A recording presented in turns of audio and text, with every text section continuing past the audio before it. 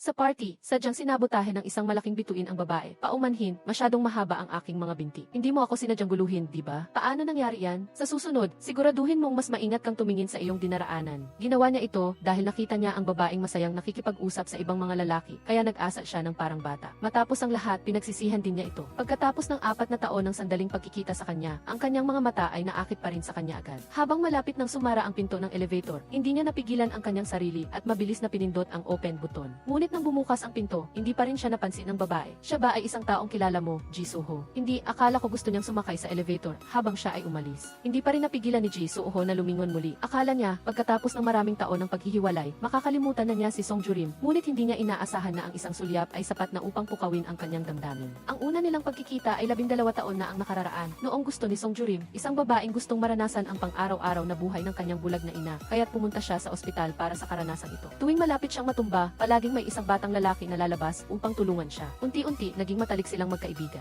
Si Ji Suho ay isang child star na madalas na humaharap sa kamera. Ngunit sa harap lamang ni Song Jurim niya naramdaman ang kaginhawaan. Ang matamis ng ngiti ni Song Jurim ay parang mainit na sikat ng araw sa gitna ng taglamig na nagpapaliwanag sa puso ng isang batang lalaki na bagong gising sa pag-ibig. Hindi nagtagal, matatapos na ang karanasan ni Song Jurim sa ospital. Bago siya umalis, gusto niyang tanggalin ang takip sa mata para makita ang mukha ni Ji Suho. Sa pag-aakalang kung magkikita silang muli sa hinaharap ay makikilala niya ito. Hindi ba pwedeng tandaan mo lang ako? Sige, tandaan mo ako. Kahit lumaki na ako, matatandaan pa rin kita. Kahit kalimutan pa kita, siguradong maaalala kita. May sariling dahilan si Ji Suho sa paggawa nito, kahit na maaaring magsisi siya sa huli. Ngunit nang marinig niya si Song Jurim na sinasabing siguradong maaalala siya sa paglaki, masaya siyang umiti. Isang iglap, lumipas ang 12 taon. Ngayon, si Song Jurim ay isa ng ganap na broadcast writer na mahal ang kanyang trabaho. Ngunit ang trabaho ni Song Jurim bilang isang assistant writer ay hindi masyadong maayos. Bukod sa madalas na pinupuna ang kanyang draft, kailangan din niyang mag-alala sa paghahanap ng mga guest na madalas naglalaro ng inawawala. Upang mapanatili ang kanyang paboritong trabaho, ginamit ni Song Jurim ang lahat ng koneksyon na posible at sa wakas ay natagpuan ang lokasyon ng nawawalang guest. Agad siyang pumunta doon, determinadong dakpin siya upang turuan ng leksyon. Kasabay nito, ginaganap naman ang premiere ng bagong pelikula ng sikat na bituin na si Ji Suho sa parehong hotel. Siya ang batang lalaki na nakasalamuhan ni Song Jurim sa maikling panahon, 12 taon na ang nakakaraan. Bilang isang child star mula pagkabata at may ina na nagmamay-ari ng management company, si Ji Suho ay palaging may magagandang oportunidad sa mata ng ibang tao. Si Ji Suho ay matagumpay sa kanyang karera at may masayang pamilya, ngunit siya lang ang nakakaalam na ang lahat ay huwad lamang. Magkasama ang kanyang mga magulang sa publiko, ngunit hiwalay ang kanilang buhay sa likod ng entablado. Magkasama lang silang lalabas bilang isang pamilya kapag nasa harap sila ng publiko upang mapanatili ang imahe ng isang huwarang pamilya. Nakakatulong din ito sa kanyang karera, kaya para kay Ji Suho, isa lang siyang tool para kumita ng pera ang kanyang mga magulang. Sa makatuwid, bihira siyang umiti sa harap ng kamera. Ang muling pagkikita kay Song Jurim ay marahil ang pinakamasayang bagay sa panahong ito. Nakakalungkot, ang babae na nangakong tatandaan siya ay hindi siya nakilala. Hindi inaasahan ni Song Jurim na makikita niya ang sikat na bituin na si Ji Suho dito. Sa isip ni Song Jurim, dahil sa kanyang hindi matatag na trabaho, gusto niyang maging walang hiya at imbitahin si Ji Suho bilang guest sa kanyang programa. Ngunit ang lasing na guest na muntik nang maging dahilan ng pagkawala ng kanyang trabaho ay patuloy na nakasandal sa kanyang balikat at walang tigil na nagsasalita na nagpapahirap sa kanya na magsalita. Si Ji Suho, sa tabi niya, ay hindi nagpakita ng emosyon, ngunit mula nang pumasok sila sa elevator, pinansin niya ang bawat kilos nila. Nang muling isandal ng lasing ang kanyang ulo sa balikat ni Song Jurim, hindi na nakatiis si Ji Suho at itinulak niya ang ulo nito. Inakala ni Song Jurim na tinutulungan lang siya ni Ji Suho, kaya agad siyang humingi ng paumanhin. Sa pag-aakalang mahirap na siyang kausapin, sinamantala niya ang pagkakataon na imbitahan siya. Kaya pinuri ni Song Juho si Ji Suho. Sa bawat posibleng paraan, ipinakilala ni Song Jurim ang kanyang programa, umaasang mapapapayag si Ji Suho. Ngunit ang sagot niya ay hindi inaasahan, ang ganda pakinggan ng programa. Ang isang easy na may isang writer na makakasama sa isang hotel. Hindi pa ako nakasama sa hotel ng isang writer. Hindi pa rin alam ni Song Jurim ang panunuya sa mga salita ni Ji Suho hanggang sa umalis na siya. Ano bang klaseng lalaki yon? Pag-uwi, hindi nakalimutan ni Song Jurim na magreklamo sa kanyang mga kaibigan. Habang nagbubuni pa siya dahil inakala niyang nailigtas niya ang kanyang trabaho. Kalahating oras bago magsimula ang programa kinabukasan, ang rebelding guest ay tumakas muli. Nagdeklara pa siya na ang maliit na radio station na ito ay hindi kayang ikulong ang kanyang malayang kaluluwa. Kahit na tumakbo si Song Jurim sa airport nang mabilis hanggat maaari, hindi pa rin niya napigilan ang pagtakas nito. Salamat sa tulong ng napakaraming tagahanga. Dahil sa hindi niya nagampanan ang kanyang tungkulin, nawalan din ng trabaho si Song Jurim. Sa kabutihang palad, handa si Likang nabigyan siya ng isa pang pagkakataon. Kung maanyayahan mo siyang maging guest, gagawin kitang head writer. Sino? Si Ji Suho. Totoo ba yan? Hindi mo kailangang pagdudahan ang iyong pandinig, tama ang narinig mo. Talagang nalilito si Song Jurim dahil alam niya ang kakayahan ni Lee Kang. Ang bawat programa na kanyang sinalihan ay may kahangahangang ratings, ngunit hindi madali ang pagkuha sa isang A-list star. Kaya nagsimulang magsaliksik si Song Jurim ng maraming material tungkol kay Ji Soo-ho. Pagkatapos ng ilang araw ng pagsasaliksik mula sa iba't ibang sources, sa wakas ay natagpuan niya ang lokasyon ng filming site ni Ji Soo-ho upang magkaroon ng pagkakataong makalapit sa kanya. Sinadya pa niyang makipagkaibigan sa direktor ng set. Hello, ako po ay kasamahan sa trabaho ng dating nobyo ng pinsan ng kaklase ko sa kolehiyo. Ang pangalan ko po ay Song Jurim. Oh, talaga? Nang makita ni Ji Soo-ho si Song Jurim, natigilan siya, ngunit mabilis siyang kumalma at nagpanggap na hindi siya naaalala. Gayunpaman, hindi ito pinansin ni Song Jurim. Muli na namang ipinakilala ni Song Jurim kay Ji Soo-ho ang mga benepisyo ng pagtatrabaho sa istasyon ng radyo. Ngunit kahit gaano pa kadetalyado ang kanyang paglalarawan, hindi pa rin siya naapektuhan ni Ji Soo-ho at magalang siyang hiniling na umalis. Hindi sumuko si Song Jurim at naghanda na umatake muli, ngunit bago pa man niya matapos ang kanyang pangungusap, napagkamalan siya ng manager ni Ji Soo-ho na isang sasaing fan at inalis siya. Gayunpaman, hindi pa rin umalis si Song Jurim. Narinig niyang takot sa lamig ang lead actress at ayaw mag-shooting ng eksenang talon sa tubig. Naisip niyang dumating na ang kanyang pagkakataon, kaya agad niyang inalok ang direktor na siya na ang mag-double para sa lead actress. Nang makita ni Ji Soo-ho si Song Jurim sa costume ng artista, muli siyang nagulat. Dapat aminin ni Ji Soo-ho na ang kanyang puso ay palaging naapektuhan ni Song Jurim sa iba't ibang paraan. Ji Soo-ho, muli tayong nagkita. Sana ay maging mabait ka sa akin. Alam ni Song Jurim na kung hindi matatapos ang eksenang ito, hindi makakarating si Ji Soo-ho sa susunod niyang taping. Kaya, upang makuha ang kanyang pabor, hindi siya nag-atubiling tumalon sa malamig na tubig ng paulit-ulit. Mula sa malayo, ang mga mata ni Ji Soo-ho ay laging nakatutok kay Song Jurim, na ikinapagduda maging ng kanyang manager. Kilala mo ba siya? Hindi. Pero sa loob ng 30 minuto, hindi ka man lang nagpalit ng pahina sa script. Nakatingin ka lang sa babae na iyon, matapos tumalon sa tubig ng maraming beses. Sa wakas, nakuha na ng direktor ang eksena na gusto niya, ngunit na-sprain ang paa ni Song Jurim at hindi siya makaahon sa tubig, na ikinabahala ni Ji Soo-ho na nakatayo sa tabi. Akmang tatalo na siya sa tubig para iligtas si Song Jurim, ngunit nakita niyang nahirapan siyang umahon sa kanyang sarili. Saka lang siya nakahinga ng maluwag. Nang gabing iyon, dapat ay nagmamadali na siya sa susunod niyang schedule. Ngunit dahil sa pag-aalala kay Song Jurim, sinuway niya ang kanyang kontrata at bumalik sa set. Malinaw na gusto niyang alagaan si Song Jurim at ihatid siya pauwi. Ngunit ang mga salita na lumabas sa kanyang bibig ay pasasalamat sa ginawa niya sa araw na iyon.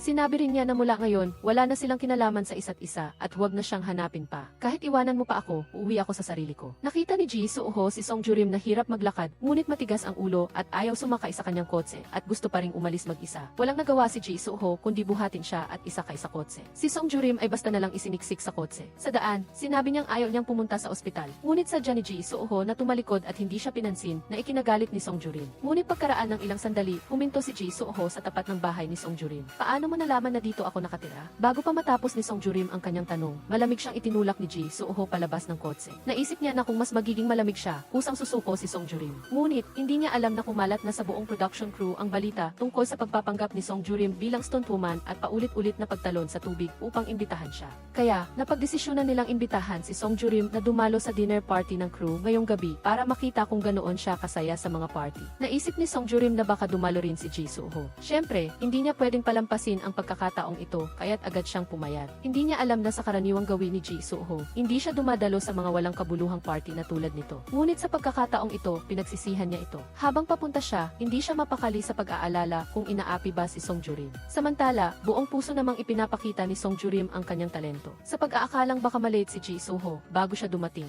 Dahil gusto niyang maging malapit sa mga miyembro ng crew, para sa hinaharap, maaari silang maging mga panauhin sa istasyon ng radyo. Gayunpaman, pagkatapos ng ilang inuman, nagsimulang makaramdam ng pagkalasing si Jurim. Nang siya ay natitisod patungo sa banyo, isang masamang lalaki ang umalalay sa kanya. Sa gitna ng kanyang pagkahilo, tila nakakita si Jurim ng isang pamilyar na anino na lumilitaw. Kung gagawin mo pa to ulit, papatayin talaga kita. Kinaumagahan, nang magising si Jurim, natagpuan niya ang sarili sa isang kakaibang kama. Sinubukan niyang alalahanin ang mga nangyari noong nakaraang gabi, ngunit bago pa niya ito maisip, lumitaw si Soo-ho sa harap niya. Napakaingay, magsalita ka ng mahina. Hindi alam kung anong nangyayari. Sinundan ni Jurim si Soo-ho at tinanong kung bakit siya naroon. Ji Soo-ho, pumunta ka ba sa party kagabi? Gusto mo bang sumama sa akin? Ano? Gusto kong maligo. Gusto mo bang sumama sa akin? Nang matapos maligo si Soo-ho, naghihintay pa rin si Jurim sa labas ng banyo. Gusto mong maligo? Ano? Sa sandaling iyon, naalala ni Jurim ang nangyari kagabi. Sinukahan niya si Soo-ho. Habang nahihiya pa siya, tumunog ang doorbell. Nang makita niyang nasa labas ang kanyang ina, biglang may naisip si Suho. Gusto mo akong maging panauhin sa istasyon ng radyo, di ba? Kung gayon, mula ngayon, kailangan mong sundin ang aking mga utos. Ano? Sa pagkakataong ito, dumating ang ina ni Suho para pag-usapan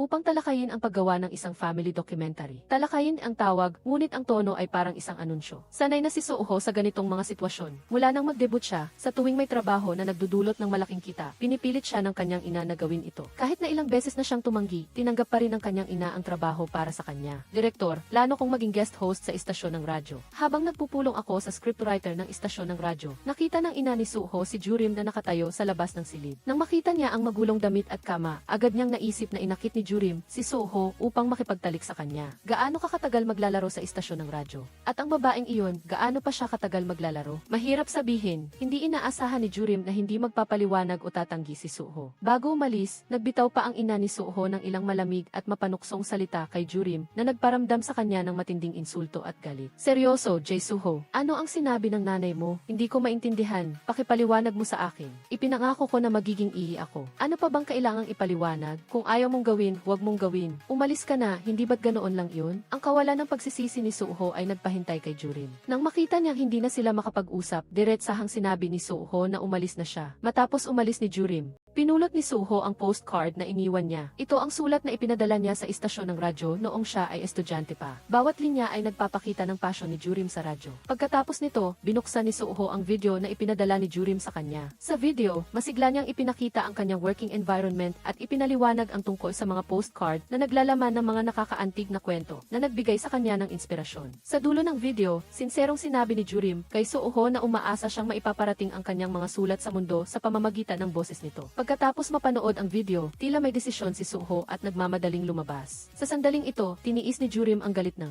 head ng istasyon ng radyo. At si Jurim, paano siya naging pangunahing scriptwriter? Hindi niya nga kayang magsulat ng kahit isang script. Paano siya gagawa ng isang palabas? Nang marinig ito, agad na tumayo si Director Lee at diretsahang sinabi na kung hindi si Jurim ang magiging pangunahing scriptwriter, hindi na rin niya gagawin ang programang ito. Bagamat buong puso siyang pinagtanggol ni Director Lee, nakaramdam pa rin ang pagkabalisa si Jurim. Batid niyang hindi lang siya mahina sa pagsusulat, ngunit ngayon, hindi rin siya makahanap ng mga panauhin. Nagbigay ito ng pagkakataon sa mga nakatatandang nagbiro sa kanya na sabihan si Jurim na huwag nang mag-ilusyon pa. Hindi ko alam kung paano mo nilinlang si Director Lee na pinayagan kanyang maging pangunahing scriptwriter. Ngunit mas mababa pa sa posibilidad na magiging scriptwriter ka ang posibilidad na papayag si Jae Suho na maging E. Kung gayon, gawin natin. Ako ang magiging easy. Sabi ko, ako ang magiging easy. Pagkatapos niyang sabihin iyon, umakyat si Suho at hinawakan ang kamay niya at hinila siya palayo. Ang eksenang ito ay nagpamangha sa mga kasamahan nila. Nang makarating sila sa observation deck sa rooftop, agad na naunawaan ni Jurim na napanood ni Suho ang video na ipinadala niya dahil ang lugar na ito ang kanyang secret base tuwing malungkot siya. Gayunpaman, matigas na itinanggi ni Suho. Pinakinggan niya ang paliwanag nito, ngunit hindi masyadong interesado si Jurim. Naalala niya na sa tuwing nakikita sila, lagi siyang gumagawa ng mga nakakahiya na bagay. Kung ikaw man siya, hindi ka rin pipirma sa ganyang tao. Naiintindihan niya ang dahilan ng pagtanggi ni Suho, ngunit hindi niya mapigilan ang pagluha. Nang makita ito, biglang nalito si Suho. Kung papayag akong maging easy, ihinto ka bang umiyak, Jurim? Pumunta ka sa bahay ko bukas. Ano? Para pumirma sa kontrata. Nang makauwi, pareho silang hindi makatulog. Kinaumagahan, dahil sa takot na baka may hindi inaasahang mangyari, maaga siyang pumunta sa bahay ni Suho. Nagpaliwanag siya ng mahaba tungkol sa nilalaman ng kontrata, ngunit parang walang saysay ang kanyang sinabi dahil may sarili ng inihanda si Suho na mga tuntunin. Hindi marami ang mga tuntunin, ngunit ang pangunahing nilalaman ay ang lahat ng desisyon ay nasa kamay ni Suho, at ang huling tuntunin ay malinaw na nagsasaad na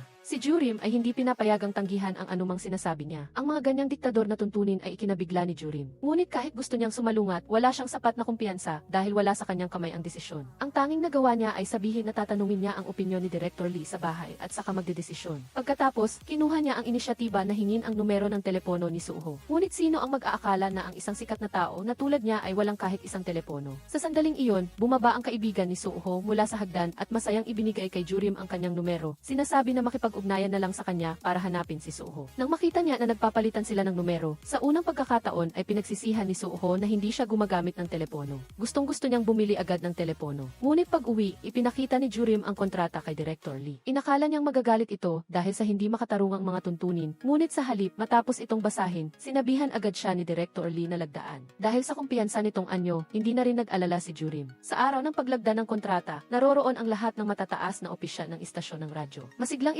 ipinakilala ng pinuno ng departamento kay Suho ang mga paparating na plano at sinabing kakain sila pagkatapos ng paglagda. Ngunit bago pa matapos ang pinuno, pinutol siya ni Suho. Ang kontrata, gusto kong pirmahan kasama lang si writer Song Jurim. Naantig ako sa sigasig ni writer Song Jurim at sa kanyang pagmamahal sa radyo, kaya gusto ko lang na siya ang makapirma sa kontrata. Bago pumirma, nagbigay si Suho ng maraming kahilingan na hindi sumusunod sa karaniwang proseso ng programa sa radyo. Ngunit pumayag si Jurim sa lahat ng ito dahil ipinagmalaki ni Director Lee na malulutas niya ang anumang problema. Bago umalis si Suho, partikular na pinuntahan siya ni Director Lee para batiin. Sa labas, mukhang magalang ang kanilang pag-uusap, ngunit sa loob ay puno ito ng tensyon. Lalo na nang akbayan ni Director Lee si Jurim, agad na tumalim ang tingin ni Suho na nakatitig sa kamay ni Director Lee. Ngunit dahil sa kanyang kakayahang itago ang kanyang damdamin, mabilis na bumalik si Suho sa kanyang profesional na ngiti at magalang na nagpaalam. Nang malaman ng ina ni Suho na pumirma siya ng kontrata sa istasyon ng radyo, agad niyang hinanap si Jurim. Sa pangalan ng kumpanya, gumawa siya ng isang kontrata upang pilitin itong pumirma. Sa kasamaang palad, narinig ito ni Suho na paparating. Agad niyang inagaw ang kontrata mula kay Jurim at sinabing, kung mayroon kang anumang problema sa hinaharap, makipag-ugnayan ka lang sa akin, hindi mo kailangang makinig sa iba. Sa maliit na silid-radyo na iyon, may isang binata at isang dalaga. Kung may chismis tungkol sa pag-ibigan mo sa scriptwriter, baka mangyari ulit ang nakita ko sa bahay ni Suho. Paano naman ang tungkol sa nakita ko sa bahay ni Suho? Iyan ang nakakabahala. Sa harap ng mga pag-aalala ni Director Nam, nagmamadaling nagpaliwanag si Jurim na paulit-ulit na tiniyak na hindi na muling mangyayari ang ganoong bagay. Hindi na mangyayari iyon. Tiyak na hindi. Tinitiyak ko sa inyo, hindi ako mai-in love sa isang taong tulad ni Ji Suho. Hindi. Anong klaseng tao si Ji Suho? Siya ang tipo ng taong ganap na naiba sa akin. Ang mga salitang ito ay nagpalamig sa puso ni Suho. At iyon mismo ang layunin ni Director Nam. Patagalan niyang napansin na kakaiba ang trato ni Suho kay Jurim kumpara sa ibang mga babae, kaya't sinadya niyang ipagsabi ni Jurim ang mga salitang iyon sa harap ni Suho. Sa katunayan, hindi sinasadyang nilabag ni Suho ang kanyang mga patakaran para kay Jurim. Bihira siyang lumabas sa gabi pero basta't imbitahan siya ni Song Jurim, dadalo siya sa pagpupulong para sa plano, lalo na kapag kasama rin si Director Lee Kang sa tabi niya. Agad siyang nagmamadali na pumunta. Sa kainan, madalas na walang pakundangan si Director Lee na inaakbayan si Song Jurim kaya hindi makapag-concentrate si Ji Suho sa nilalaman ng pagpupulong at nakatutok lang sa interaksyon ng dalawa. Sa huli, ginamit pa niya ang isang baso ng alak na kasama ni Song Jurim nang walang anumang pakialam. Ang mas nakakainis pa, magkasama pa sa parehong apartment building si Director Lee at Song Jurim. Ngayon, uso na rin na magkasamang naninirahan ang direktor at manunulat ng script para sa plano. Bakit may bakanting kwarto pa sa ikatlong palapag? Anong nangyayari? Gusto mo ring magkasama, Ji Suho? Makinig sa mga kaswal na salita na iyon, agad na umalis si Suho sa galit. Hindi inaasahan, napansin ni Jurim na may galit si Suho kay Director Lee. Sinabi pa niya ang ilang magagandang salita tungkol kay Director Lee bago siya umalis na lalong nagpasama sa mukha ni Suho. Ayaw na niyang marinig ang kahit anong salita pa. Puno ng selos, umalis siya ng mabilis. Sa unang broadcast, malapit na sila sa labas ng studio. Sobrang excited si Jurim, ngunit hindi niya inaasahan na ang binasa ni Suho sa opening ay hindi ang script na isinulat ni Jurim. Kahit noong break, nakita ni Suho ang dismaya ni Jurim, ngunit nagpatuloy pa rin siya sa pagbasa ng sarili niyang script. Walang alam ang mga pinuno tungkol dito. Purihin si Kang ng AEAV sa pagsusulat ng napakagandang script. Ikaw ang henyo ng istasyon ng radyo. Paano ito naging ganito kasimple? Salamat lahat sa direktor at scriptwriter. Napakakumbaba. Pagkaalis ni Suho, hinabol siya ni GAV Jim. Hindi siya nagmamadaling magtanong kung bakit hindi niya binasa ang kanyang script, ngunit medyo nalilito lang. Inakala niya na pagkatapos ng pulong sa pagpaplano, magiging mas malapit ang kanilang relasyon, ngunit hindi niya inaasahang magiging malamig si Suho ngayon na parang isang estranghero. Lumabas na sa pulong ng pagpaplano, iminungkahi ng direktor na si Lee bago mag-record. Magsasagawa ng 2 araw na overnight trip. Ngunit dahil si Suho ay nalula, patuloy niyang tiniis ang hindi kanais-nais na pakiramdam. Sa kasamaang palad, ang napapanahong pag-aalala ni EAVGC ay nagpagaan ng kanyang pakiramdam. Akala niya ay sa wakas ay nagkaroon na siya ng pagkakataong makasama si EAVGC nang mag-isa. Ngunit makalipas ang ilang minuto, si Direk Lee ay nakaramdam din ng masama at tila mas malala ang lagay niya. Nang makitang inaalagaan ni Gujim ang pangalang iyon, lalong nagalit si Suho. Sa wakas ay nakarating na siya sa kanyang patutunguhan, natuklasan ni Gujim na nawawala ang kanyang bag. Inakala niyang baka nakalimutan niya ito sa bangka, kaya nagmamadali siyang lumabas at sumakay ng taxi pabalik sa pantalan para hanapin ito. Hindi niya inaasahan, sumunod din si Suho. Dahil sa pagtulong kay Eddie Kang sa acupuncture, nakalimutan niya ang kanyang bag. Napakagaling niya. Pero bakit ka sumama sa akin? Umuwi ako. Ang dahilan kung bakit umalis si Suho ay simple lang. Hindi niya kayang makisiksik sa isang silid kasama ng mga lalaking iyon. Nang makarating sila sa pantalan, natagpuan ni GAV Jivin ang kanyang bag, ngunit umalis na ang huling tren. Dahil wala nang magawa, kinailangan ni Suho na bumalik sa Sain kasama si Gi sa bus. Umupo siya sa pamilyar na pwesto at sa paglingon niya, makikita niya si Gi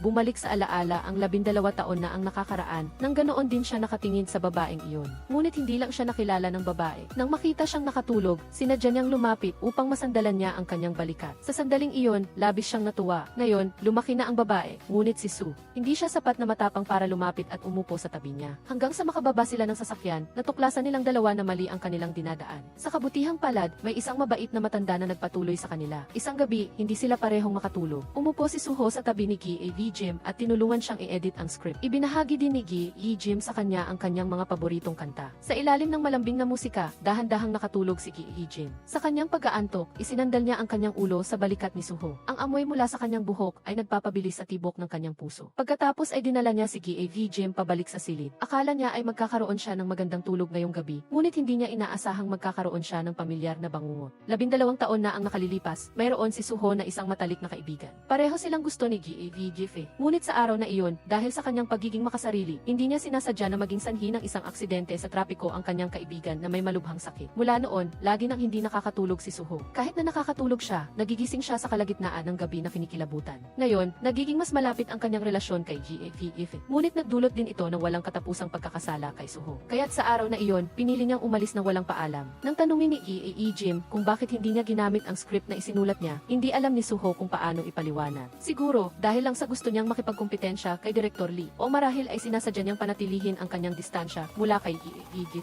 Bukod pa rito, may sariling planning team ang kanilang kumpanya at marami ring pagkakataon na wala siyang kontrol. Nang makitang umalis si Gi na nadidismaya, napagtanto ni Suho na nagkamali siya. Naisip niyang humingi ng tawad sa kanya, ngunit nakasalubong niya si Direk Lee sa kalagitnaan ng daan. Alam niyang hindi masaya si Gi kaya balak niyang dalhin siya sa kanyang lihim na hideout para uminom ng ilang baso. Ayaw sana ni Gi ngunit hindi niya siya matalo. Anong gusto mong gawin? Sinabi ni Suho na mayroon siyang sasabihin kay Gi Jim ng pribado. Ngunit si Direk Lee ay walang intensyon na hayaan si Suho na dalhin siya, kaya nagsimula silang magtalo muli. Mauna ka nang umuwi. Hindi na kinaya ni Gi ang dalawang lalaking ito na parang bata. Walang magandang mood, kaya hindi siya nakialam. Lumingon siya at dumiretso sa bahay. Hindi alam ni Gi kung ano ang pinag-usapan nila pagkatapos. Ngunit sa kabutihang palad, pareho silang lumitaw bago ang oras ng broadcast, kinabukasan na walang nangyari. Mabilis niyang hinila ang dalawang lalaki na magkasalungat pa rin sa studio. Hindi niya inaasahan, binago ni Direk Lee ang recording sa isang live broadcast nang hindi nagpapaalam kay Suho para gumanti sa hindi pagbasa ni Suho sa script ni Gi noong nakaraang araw at para mabawasan ang kanyang kayabangan. Kaya, nangyari ang iba't ibang problema sa broadcast. May tumawag sa maling numero, may tumawag para murahin si Suho, kaya ang isang walang karanasan na host. Naguguluhan sa live broadcast tulad niya. Nang makitang litong-lito si Suho, nakatayo si Direk Lee sa tabi at tumawa ng malakas. Sa huli, galit na umalis si Suho sa gitna ng programa. Pagkatapos malaman ang tungkol dito, nagalit ang pinuno ng broadcast department at hiniling kay Gi Jim na humanap ng paraan para suyuin si Suho na bumalik. Nagmamadaling tumakbo si Gi Jim para sundan si Suho at patuloy na humingi ng tawad. Natatakot siyang bigla ring mawala si Suho tulad ng mga naunang bisita, kaya ibinigay niya kay Suho ang kanyang telepono upang makontak siya anumang oras. Pagdating sa bahay, nakita ni Suho ang magulo ng mga bote ng alak sa lamesa at naalala niya na niloko siya ni Direk Lee kagabi. Sa simula, gusto nilang mag-usap ng maayos. Ngunit iginiit ni Direk Lee na uminom muna. Pagkatapos niyang lasingin si Suho, nilinlang niya si Suho na pumirma sa binagong kontrata. Hindi nakapagtataka na naglakas loob siyang baguhin ang recording sa live broadcast ngayon. Ang reaksyon ng mga netizen sa insidente sa broadcast ay napakatindi. Nang malaman ito ng nanay ni Suho, agad niya itong pinayuhan na kanselahin ang kontrata. Nang bubuksan na sana ni Suho ang kanyang bibig, tumunog ang telepono ni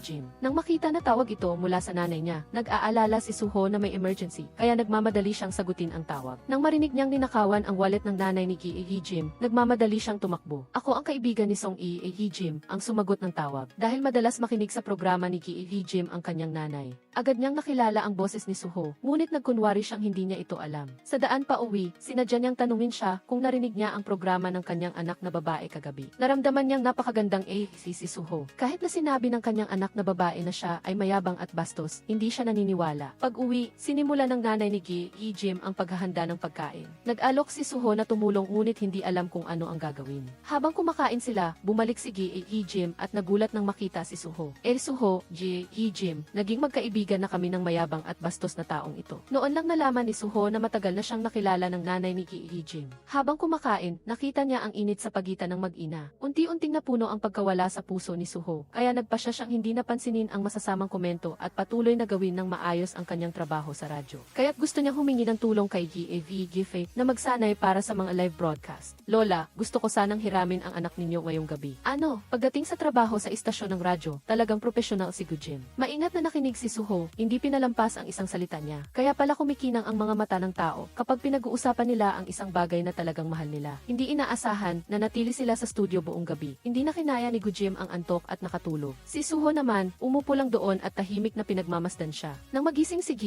Jim at magtama ang kanilang mga mata, napagtanto niya na talagang nahihirapan na siyang pigilin ang kanyang nararamdaman para sa kanya. Na-curious ako sa iyo. Nang marinig niya ang mga salitang iyon, naramdaman ni Jim ang isang hindi maipaliwanag na emosyon. Sa sandaling iyon, dumating ang isang kasamahan para sa morning shift at mabilis silang nagtago sa ilalim ng mesa. Hindi maintindihan ni Jim kung bakit kailangan nilang magtago. Ngunit si Suho, na maraming taon ng karanasan sa industriya, ay alam ang lakas ng chismis, kaya ginawa niya iyon para protektahan siya. Habang nag-aalmusal, patuloy na tinatanong ni Jim kung ano ang ibig sabihin ng sinabi ni Suho na curious ako sa iyo. Nataranta si Suho at hindi siya makasagot. Sa sandaling iyon, lumitaw ang direktor na si Lee na parang isang ilaw at bigla niyang kinuha ang sandwich mula sa kamay ni Jim at isinubo ito sa kanyang sarili. Nang makita ito, muling nakaramdam ng selos si Suho. Kainin mo lahat, sayo ang lahat. Salamat. Upang magkaroon ng mas maraming oras kasama si Gife, sinadya ni Suho na gumawa ng dahilan na kailangan niyang mag-shoot sa labas at baka hindi siya makarating sa istasyon ng radyo sa oras. Kaya hiniling niya kay Gife na maging driver niya kinabukasan. Kinabukasan, sinundo ni Jim si Suho sa oras, ngunit sa daan pabalik, bigla silang naabutan ng snowstorm at na-stranded sila sa kalsada. Nang malaman ito ni Direk Lee, agad siyang nagpadala ng mobile broadcast van mula sa lokal na lugar. Samantala, naisip din ni Jim ang isang magandang ideya at nagpasya silang mag-live broadcast sa boarding school. Sa kabutihang palad, naging maayos ang buong programa. Buong puso rin si Suho na nakipagtulungan kay Gife. Ang draft ngayon ay hindi ko isinulat. Sabihin mo ang gusto mong sabihin sa pangwakas ngayon. Narinig ko minsan sa radyo ang isang kasabihan, ang hindi pag-iyak ay hindi nangangahulugang hindi ka malungkot tulad ng hindi laging nangangahulugang masaya ka kapag tumatawa ka. Ganyan ang sinabi sa akin ng isang kaibigan. Naramdaman ni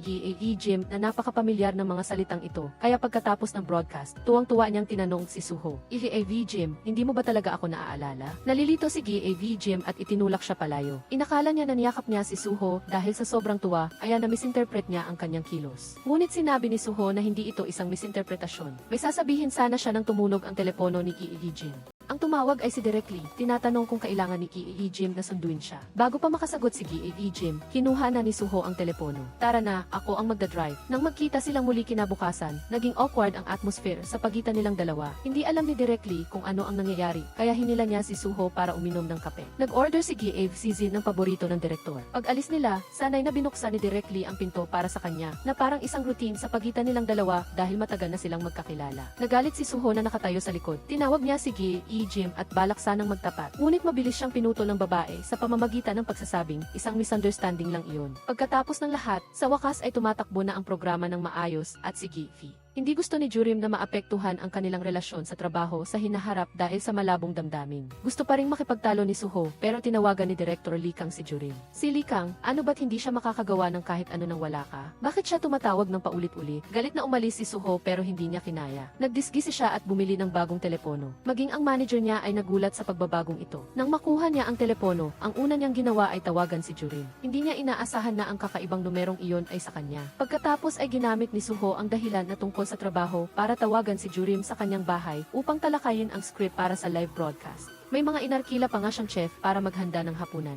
Walang kamalay-malay si Jurim at seryoso siyang nakikipag-usap tungkol sa trabaho kay Suho. Hindi nagtagal, nagdahilan si Suho na nagugutom siya at iminungkahing kumain muna sila bago magpatuloy sa talakayan. Ngunit ang romantikong atmosfera ay biglang nabasag ng pagdating ng ina ni Suho. Nang makita ito, nag-aalangan na ipinaliwanag ni Jurim na nag-uusap lang sila ni Suho tungkol sa script para sa broadcast bukas. Ngunit hindi nasiyahan ang ina ni Suho sa paliwanag na iyon. Hindi lang siya inutusan na umalis, kundi sinabi pa niya na ayaw niya nang makita pa si Jurim doon. Inay, mauna na po kayo. Sinabi ko na nga po, umalis na po kayo. Tara na, ihahatid na kita sa inyong bahay. Kinagabihan, inihatid ni Suho si Jurim sa kanyang bahay. Ngunit mula ng araw na iyon, sinadya niyang iwasan si Suho. Ang dahilan ay hindi dahil sa sinabi ng ina ni Suho, kundi dahil napagtanto niyang nagkakagusto na siya kay Suho. Naramdaman ni Suho ang paglayo ni Jurim at hindi na siya mapakali. Sige na, binili ko ang teleponong ito para sa'yo. Sagutin mo naman. Ano ba ang ginagawa mo? Mula ngayon, wag mo nang hindi sagutin ang tawag ko. Simula noong nagkita ulit tayo, gusto ko na talagang sabihin ito sa'yo. Ang alin? Gusto kita. Talagang gusto kita. Mula ngayon, ako ang manliligaw sa'yo hanggang sa malaman mo kung sino ako. Hindi pa rin lubusang naunawaan ni Jurim ang lahat ng marinig niya ito. Nang magsalita pa sana si Suho, biglang lumitaw ang taong kailangan nilang pag-usapan para sa iskandalo na inayos ng ina niya.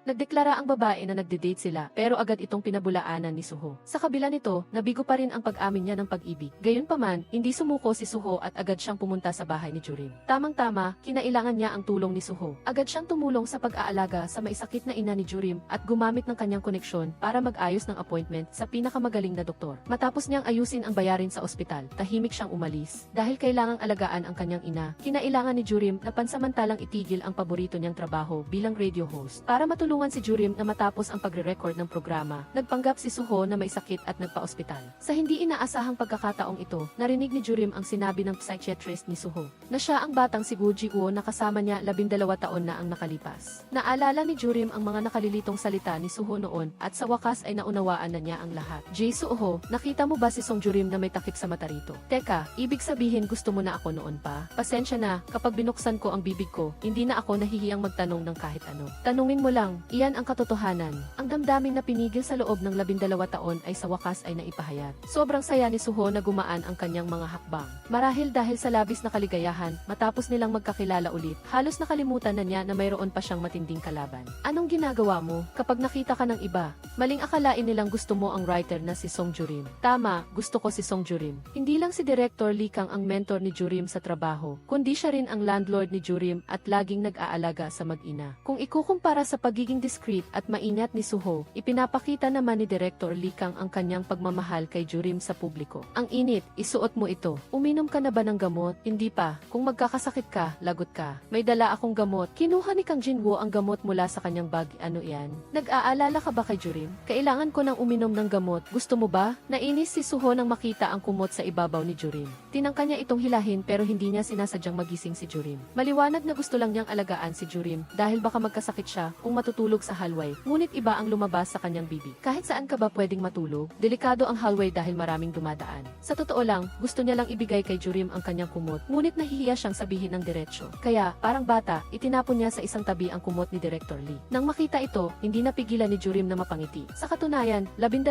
taon na ang nakalipas, gusto na niya si Suho, lalo na nang malaman niyang si Suho ang batang iyon. Masaya siyang naglakad sa buong ospital, dahil ang bawat sulok nito ay may alaala nilang dalawa. Si Suho, para kay Jurim, ay gumugugol ng maraming oras sa programa sa radyo na ikinagalit ng kanyang ina. Bilang pinuno ng management company ni Suho, kailangan niyang humanap ng paraan para pagtuunan ni Suho ang paggawa ng drama at commercials. Samantala, sinadya ni Suho na magmaneho papunta sa bahay ni Jurim at pinilit siyang ihatid siya pauwi. Walang magawa si Jurim kundi ihatid siya pauwi bago pumasok sa trabaho. Ngunit pagdating nila sa harap ng bahay, napagtanto niyang malapit na siyang malate, hindi niya maiwasang magreklamo. Kunin mo ang sasakyang ito. Maaari mo itong gamitin pansamantala o habang buhay. May regalo pa sa likod, huwag mong kalimutang kunin. Doon lang naunawaan ni Jurim na ang dahilan ng pag-ikot-ikot ni Suho ay para lang bigyan siya ng kotse na puno ng regalo. Bukas, pagkatapos ng programa, makipag-date ka sa akin, ha? Dahil sa date na ito, lalo siyang nagpaganda. Halos mapansin na ng mga kasamahan niya ang pagbabago niya. Hindi nila maiwasang magbiro, may boyfriend ka na, ano? Habang nagre-record, may tumawag na fan ni Suho sa programa. Sinabi niyang birthday niya sa susunod na linggo at umaasa siyang masasabi ni Suho ang key I love you bilang regalo sa kanya. Kahit madalas niyang sabihin ito sa acting, talagang mahirap para sa kanya na sabihin ito ngayon. Gayunpaman, hindi niya kayang tanggihan ang hiling ng fan, kaya humarap siya kay Jurim at sinabi ang key I love you. Ang sandali na puno ng pagmamahal na pagtingin nila sa isa't isa ay hindi nakatakas sa paningin ni Director Lee.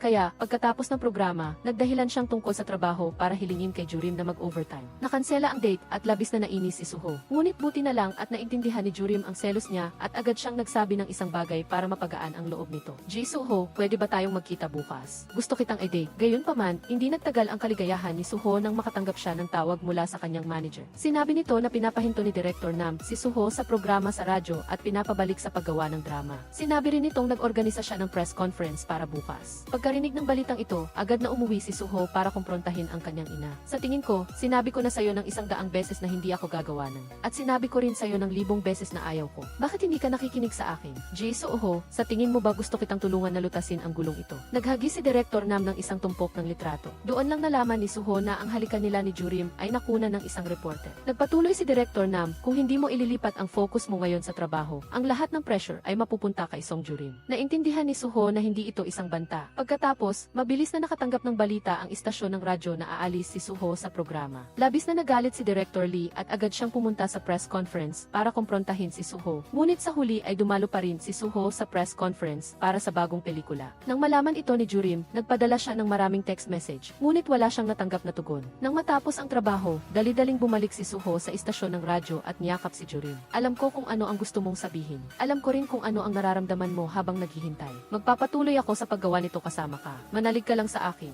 Sinabi ni Suho kay Jurim ang kanyang susunod na plano. Kahit na mag-o-overlap ang kanyang schedule ng filming sa ibang bansa sa programa sa radyo, siniguro niyang hindi niya iiwan ang kanyang trabaho sa radyo. Kinumpirma rin ito ni Jurim sa isang panayam sa isang reporter. Doon niya lang napagtanto na mali ang kanyang akala kay Suho. Gusto ko ang programa sa radyo. Kaya siya nagtatrabaho ng husto dahil gusto rin niya ito. Pero ang taong mahal niya ay hindi nagtitiwala sa kanya. Hindi ba sinabi ko na yakapin mo ako sa mundo mo? Kaya ako lumapit sa iyo ng walang takot. Pasensya na. Ito ang unang beses na hinalikan ni Jurim si Suho. Nagulat si Suho at hindi siya nakapag-react. Kahit ang mga hinanakit niya noon ay napigilan. Pag-uwi sa bahay, sinubukan ni Jurim na magsulat ng script, ngunit wala siyang maisip. Si Suho lang ang nasa isip niya. Nang sandaling iyon, tumawag si Suho. Nako, bakit siya tumatawag ng paulit-ulit? Na, hinalikan na kita. Ano pa ang gusto mo? Wala. Gusto ko lang sabihin na magpahinga ka ng mabuti. Okay. Dahil sa matinding pagnanais ni Suho na magpatuloy sa paggawa ng programa sa radyo, napilitan ang kanyang ina na gamitin ang pangalan ng kumpanya para bigyan ng pressure ang istasyon ng radyo na kanselahin ang programa kung saan siya nagtatrabaho. Ngunit hindi ito pinayagan ni Director Lee Kang. Pagkatapos ng ilang oras ng pagtigil sa broadcast para makipag-negotiate, inilipat ang programa sa 4 oras ng umaga. Nang marinig ang desisyong ito, nagdilim ang mukha ni Suho. Hindi dahil nag-aalala siya na kailangang magtrabaho sa umaga, kundi dahil nag-aalala siya na walang makikinig sa 4 oras ng umaga, na nangangahulugang mawawala ang lahat ng kanilang pinagsamahan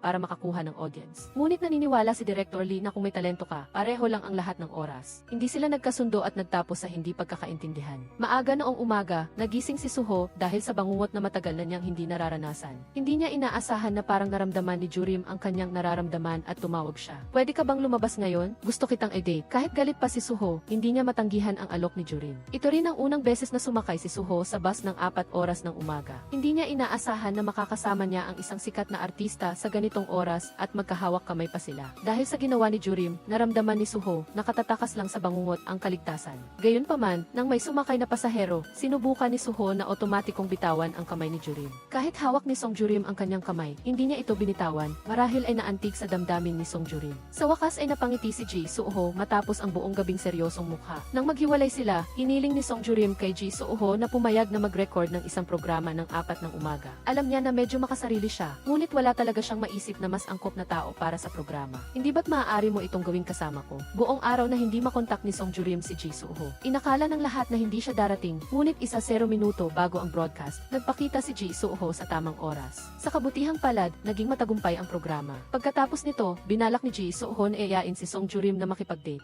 Ngunit pinigilan siya ni Lee Kang. Sinabi niya na mayroon siyang mahalagang bagay na kailangang pag-usapan ng sarilinan kay Song Jurim. Pumunta sila sa hagdanan. Inalala ni Lee Kang ang maraming alaala nila. Ang bawat salita ay nagtatago ng damdamin niya para kay Song Jurim. Matagal na niyang pinag-isipan ang pag-amin na ito. Noong araw na iyon, nang ihatid ni Ji Suho si Song Jurim sa bahay, nakita ni Lee Kang ang sadyang panunukso niya. Si Song Jurim ay isang scriptwriter ng radyo, ngunit sa halip na magsulat ng mga script, araw-araw siyang tumatakbo pagkatapos ng panauhin. Hindi dahil siya ay panauhin, kundi dahil gusto mo si Ji Suho. Kahit na matagal na niyang alam na gusto ni Song Jurim si Ji Suho, sa unang pagkakataon na marinig niya ito mula sa kanyang bibig, hindi niya maiwasang makaramdam ng sakit sa kanyang puso. Alam niya na malaki ang posibilidad na tanggihan siya, ngunit gusto pa rin niyang maunawaan ni Song Jurim ang kanyang damdamin. Hindi inaasahan ni Song Jurim na gusto siya ni Lee Kang. Sa loob ng maraming taon, itinuring niya siyang isang mahalagang guro sa kanyang buhay. Ang biglaang pag-amin na ito ay nagpabigla sa kanya. Pagkatapos, sinabihan ni Song Jurim si Ji Suho na umuwi muna dahil hindi siya nasa tamang mood para makipag-date. Sobrang ikinagalit nito kay Ji Suho. Agad niyang tinanong si Lee Kang, ano ang sinabi mo kay Song Jurim? Sinabi ko na gusto ko siya. Bago matapos ang problemang ito, dumating na naman ang isang bagong gulo. Dahil sa sobrang dami ng oras na magkasama sina Ji Suho at Song Jurim kamakailan, napansin ng mga kasamahan nila na nagde-date sila. Narinig ni Song Jurim ang balita.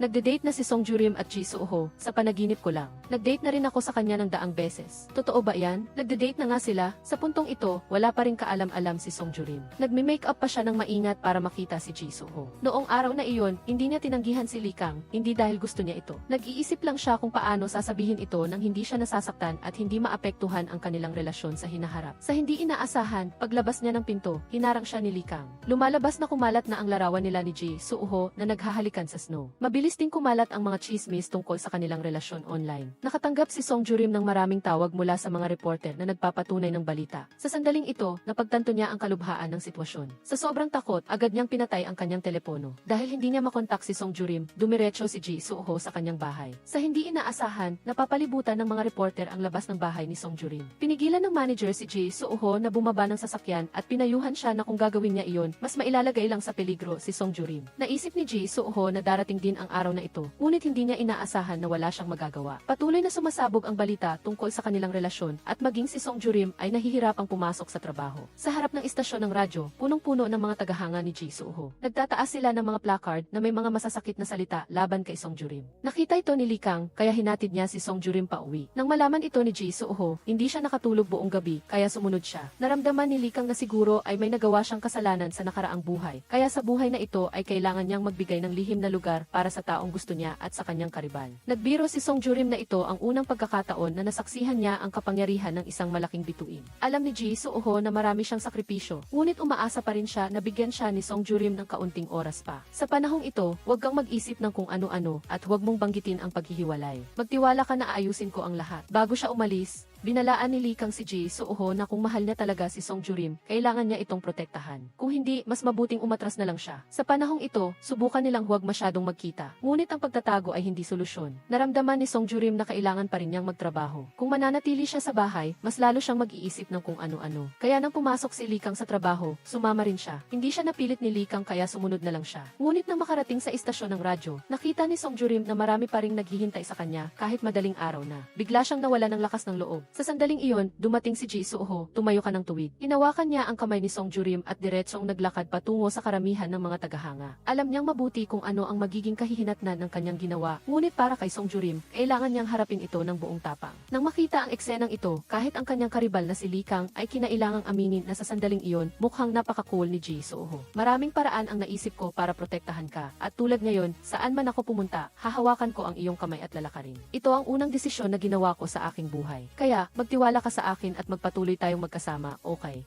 Bago mag-record, handa na ang lahat. Maingat na sinala ni Song Jurim ang mga tumatawag na tagapakinig. Inalis ang mga baliw na tagahanga upang matiyak na maayos ang pagre-record. Sa hindi inaasahan, ang huling tumawag ay ang presidente ng fan club ni Ji Soo-ho. Agad niyang binatikos ang ginawa ni Ji Soo-ho. Sinabi na nasaktan niya ang maraming puso ng mga tagahanga. Hindi ba ako pwedeng umibig? Bakit kailangan mag-sorry ng isang tao sa mga tagahanga? Hindi inaasahan na ganoon kaseryoso si Ji Soo-ho. Nang makita na matatag pa rin siya, tinanong ng tagahanga ang huling tanong. Kahit na umalis ang lahat sa fandom, wala ka pa ring pakialam. Marahil ay malulungkot ako, ngunit kahit na ganoon, gusto ko pa rin siyang mahalin. Pagkatapos ng programa, sinabi ni Lee Kang kay Song Jurim ang mga bagay na kailangan niyang harapin dahil kay Ji Soo-ho, kasama na ang mga mangyayari pagkatapos niyang umalis sa istasyon ng radyo. At sa hindi sigurado na kinabukasan sa harap mo, pipiliin mo pa rin bang magpatuloy?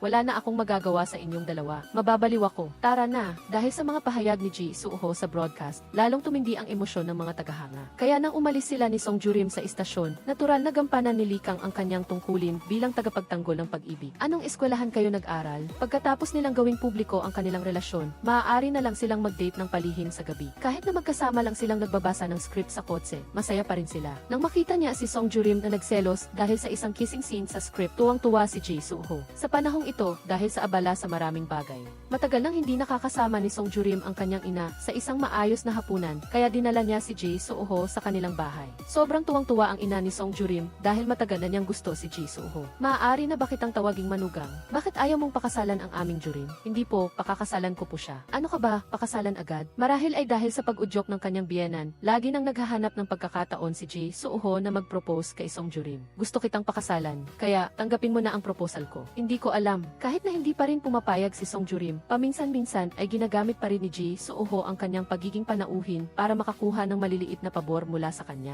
Mula nang makasama niya si Song Jurim, lalong gumanda ang kanyang tulog. Kapag may libreng oras siya, madalas ding dumalaw si Song Jurim sa set ni Ji Suho. Ngunit ang pagiging artista niya ay minsan nagiging sanhi ng matinding selos ni Song Jurim. Kaya, pakasalan mo na ako agad. Kayan ba ang tamang oras para pag-usapan ito? Pagkatapos nating magpakasal, araw-araw kitang patutulugin at gigisingin. Hindi mo na kailangang mag-alala sa mga ibang artistang babae na lumalapit sa akin. Hindi ba't napakasarap ng pakiramdam? Kung gayon, magpakasal na tayo. Dito nagtatapos ang kwento natin ngayon. Salamat sa panonood. Ano ang tingin nyo sa dramang ito? E-comment nyo lang sa ibaba. E-comment nyo lang sa ibaba. E-comment nyo lang sa ibaba. E-comment nyo lang sa ibaba.